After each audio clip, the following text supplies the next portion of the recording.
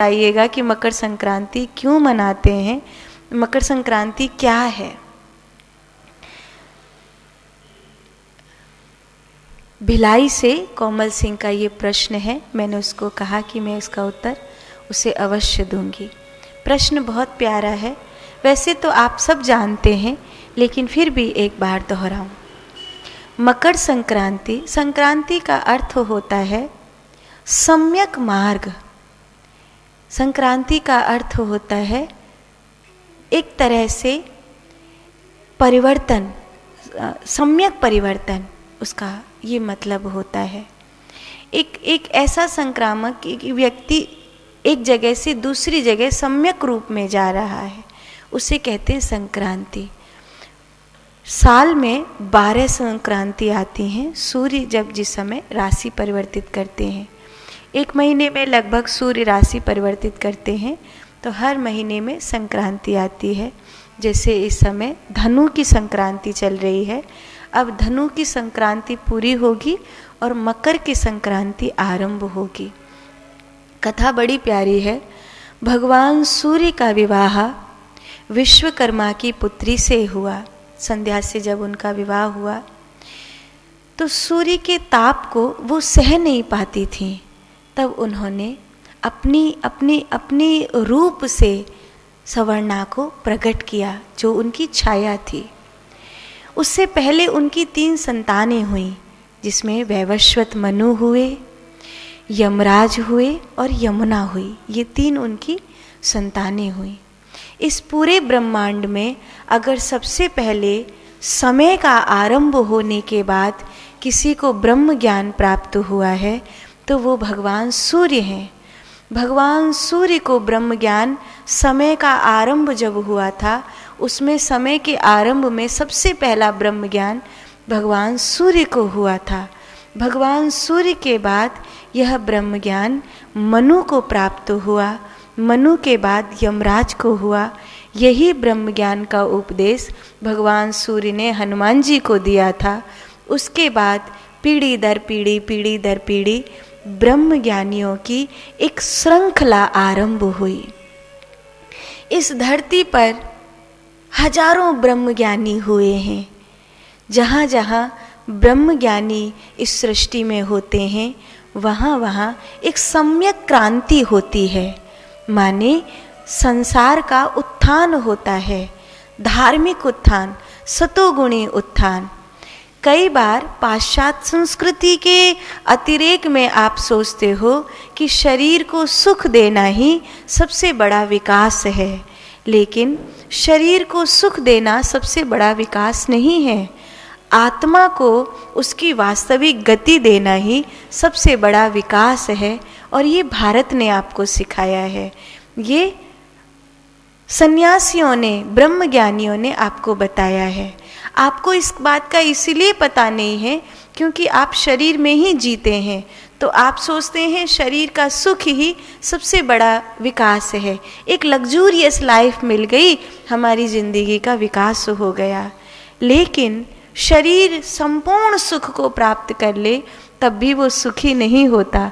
ये शरीर का दुर्भाग्य है कि उसे सब कुछ मिल जाए, धन मिल जाए, वासनाओं की पूर्ति हो जाए, उसको पद मिल जाए, प्रतिष्ठा मिल जाए, जो कुछ शरीर को चाहिए वो सब कुछ मिल जाए, उसके बावजूद ये शरीर सुखी नहीं होता। ये शरीर का दुर्भाग्य है। सब सुख मिलने के बाद भी शरीर प्रतिक्रिया दुख की ही करता है।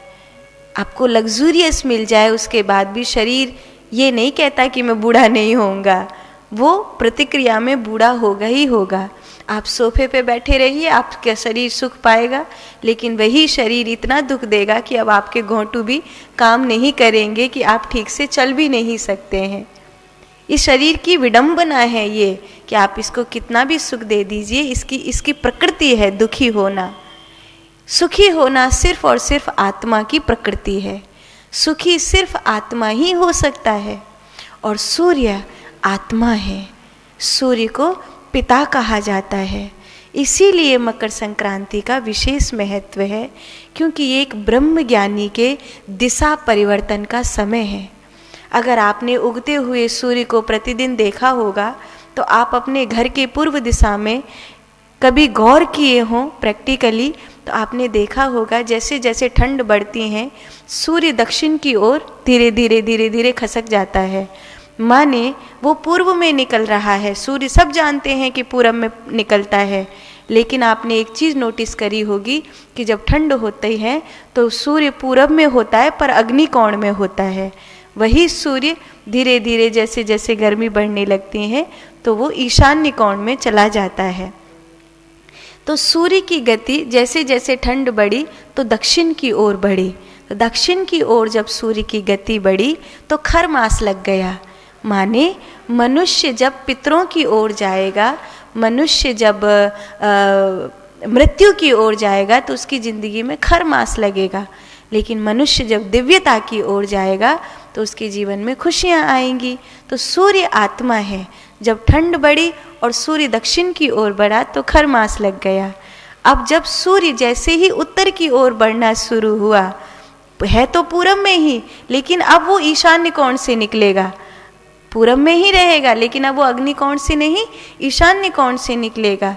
तो जैसे जैसे वो ईशान्य कोण में निकलेगा संसार में खुशियाँ आएंगी, संसार में बहुत तरक्की होगी।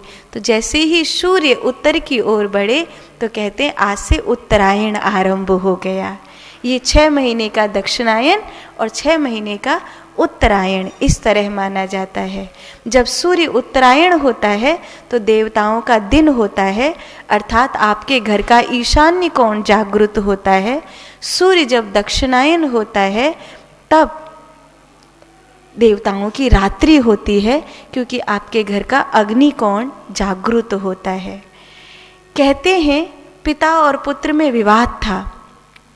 पिता और पुत्र में इतना भारी विवाद था क्योंकि संध्या तो चली गई छाया को सूर्यलोक देकर। उसके बाद भगवान शनि प्रकट हुए, सावर्णी मनु प्रकट हुए। जब सावर्णी मनु हुए और भगवान शनि हुए और भद्रा नाम की पुत्री हुई, तो 2 पुत्र और 1 पुत्री छाया के भी हुए और 2 पुत्र और 1 पुत्री संध्या के भी हुए। भगवान सूर्य के वैवस्वत मनु, यमराज और यमुना ये संध्या के पुत्र हैं, तथा सावर्णी मनु और शनिदेव तथा भद्रा ये छाया के पुत्र हैं। लेकिन जब शनिदेव गर्भ में थे उस समय छाया ने महादेव की अनंत तपस्या करी है। उस घोर तपस्या के कारण छाया ने भगवान सूर्य की ओर बहुत ध्यान नहीं दिया है और उनके पुत्र में भी एक अलग सी दिव्यता आ गई है। तो ऐसा लगा जैसे प्रतिद्वंदी खड़ा हो गया है। और ये तो संसार का भी नियम है, जब बेटा बराबर का सा होता है तो बाप बेटा में कहीं ना कहीं ठन जाती है। बहुत सारे घरों में देखा गया है कि पिता पुत्र में कभी सीधे मुंह बात होती नहीं है, हमेशा माँ को ही बीच में आना पड़ता है। यहाँ शनि देवता की उग्रता के कारण भगवान सूर्य नाराज हैं और शनि ने अपने लिए एक नए युग का निर्माण किया है, एक नई राशि का निर्माण किया है। उस राशि का नाम है कुंभ, जिसमें वो अपनी माँ के साथ स्वतंत्र होकर रहना चाहता है, वो सबसे अलग रहना चाहता है। इसीलिए भगवान सूर्य नाराज हैं कि एक अलग सृष्टि अपनी ही माँ के साथ एक अलग दुनिया क्यों बसाना चाहता है वो। इसीलिए उन्होंने उसके लोक को जला दिया है। जब इसका लोक जल गया है, शनि सूर्य से नाराज हैं और सूर्य शनि से नाराज हैं, तब वहाँ यम का बीच में आगमन होता है और भगवान महादेव का वास्ता देकर पिता और पुत्र में मैत्री कराने का प्रयास भगवान यमराज करते हैं। यमराज के कहने पर भगवान सूर्य शनि की राशि मकर में प्रवेश करते हैं। एक पिता अपने पुत्र के घर में प्रवेश करता है। तो जब भगवान सूर्य अपने पुत्र के घर में प्रवेश करते हैं तब ये कहकर शनि उनको तिल समर्पित करता है कि मैं बहुत छोटा हूँ, मेरी कोई सामर्थ्य नहीं है।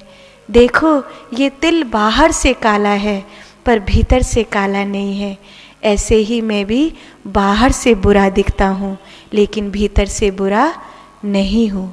ऐसा कहकर सनी ने तिल का दान भगवान सूर्य को किया है। और इसीलिए संध्या छाया ने उस समय गुड़ का दान मिठास भरने के लिए किया।